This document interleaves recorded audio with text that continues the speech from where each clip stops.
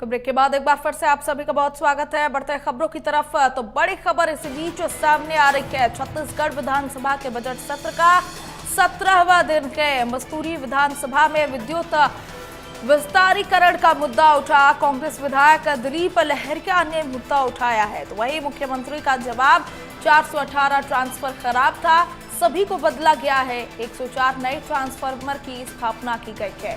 मलकार में 30 जून 2025 तक 132 केवी का सब स्टेशन भी स्थापित किया जाएगा। तो बड़ी खबर आपको बता रखे हैं। छत्तीसगढ़ विधानसभा के बजट सत्र का 17वां दिन था। इसमें विद्युत विस्तारीकरण का मुद्दा उठा। आपको बता दें कि 418 ट्रांसफार्मर खराब था, सभी को बदला गया है। कहा गया 104 नए ट्रांसफार्मर की स्थापना की गई है। वही 132 केवी का सब स्टेशन भी स्थापित होगा। तो मस्तूरी विधानसभा में विद्युत विस्तारीकरण का मुद्दा ये जो था वो उठा, वो गूंजा सदन में। कांग्रेस विधायक दिलीप लहरिया ने ये मुद्दा सदन में उठाया, जिसके जवाब स्वरूप मुख्यमंत्री ने कहा कि 418 ट्रांसफार्मर खराब था, सभी को बदला गया है। तो यह मुद्दा विपक्ष की तरफ से सदन में उठाया गया, जिसके जवाब में यहां पर मुख्यमंत्री ने कहा कि 418 ट्रांसफार्मर खराब था, जिसको बदला गया है। कांग्रेस विधायक दिलीप लहरिया ने यह मुद्दा उठाया। तो इस खबर पर ज्यादा जानकारी के साथ हमारे साथ संवाददाता गौरव सिंह चंदेल फोन लाइन पर जुड़ चुके हैं। गौरव, ये जो खबर सामने आ रही है, सदन में ट्रांसफार्मर का मुद्दा यहां पर उठा है और विपक्ष ने आरोप लगाया है खराब ट्रांसफार्मर को लेकर के, जिसके बाद सीएम ने भी जवाब दिया है। क्या कुछ जानकारी अपडेट के साथ बताएं।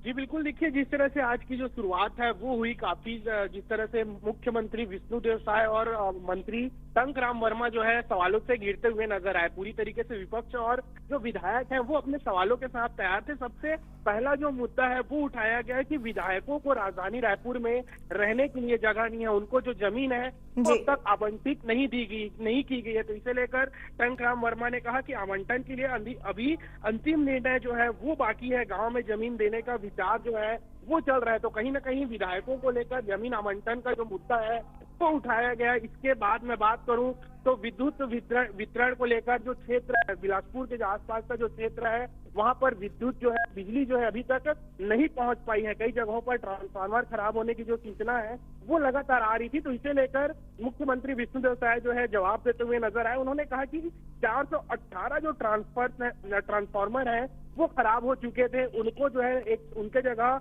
104 नए ट्रांसफार्मर की जो स्थापना है वो की जा रही है। तो कहीं ना कहीं विद्युत और अभी तक विधायकों को लेकर जमीन आवंटन का जो मुद्दा है वो विधानसभा में गूंजता हुआ नजर आ रहा है।